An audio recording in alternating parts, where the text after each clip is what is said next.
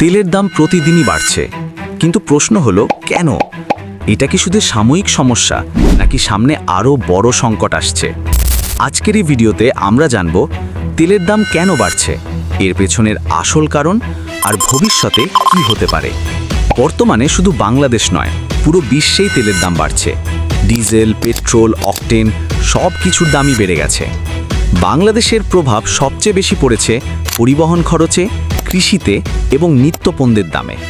এক কথায়, তেলের দাম বাড়লে সব কিছুর দাম বাড়ে। তেলের দাম নির্ভর করে আন্তর্জাতিক বাজারের ওপর। বিশ্বের বড় তেল উৎপাদনকারী দেশগুলো যেমন সৌদি আরব, রাশিয়া, তারা যখন উৎপাদন কমিয়ে দেয় তখন সরবরাহ কমে যায়, আর সরবরাহ কমলে দাম বাড়ে, এটা খুবই স্বাভাবিক। বিশ্ব রাজনীতিও তেলের দামে বড় প্রভাব ফেলে, যেমন রাশিয়া ও ইউক্রেন যুদ্ধ। এই যুদ্ধের কারণে তেল সরবরাহে সমস্যা হয়েছে।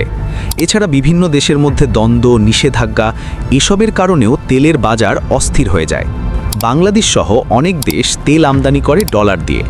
যখন ডলারের দাম বেড়ে যায় তখন একই তেল কিনতে বেশি টাকা লাগে। এটাই আরেকটা বড় কারণ যার জন্য দেশে তেলের দাম বাড়ে। তেলের দাম বাড়ার সবচেয়ে বড় প্রভাব পড়ে সাধারণ মানুষের ওপর। বাস ভাড়া বাড়ে, পণ্যের দাম বাড়ে, কৃষি খরচ বেড়ে যায়, ফলে জীবনযাত্রা হয়ে যায় আরও কঠিন। বিশেষজ্ঞরা বলছেন যদি পরিস্থিতি ঠিক না হয় তাহলে তেলের দাম আরও বাড়তে পারে। তবে ভালো খবর হলো অনেক দেশ এখন বিকল্প শক্তির দিকে যাচ্ছে, যেমন সোলার, ইলেকট্রিক। তেলের দাম বাড়া শুধু একটা সমস্যা না, এটা পুরো অর্থনীতির উপর প্রভাব ফেলে।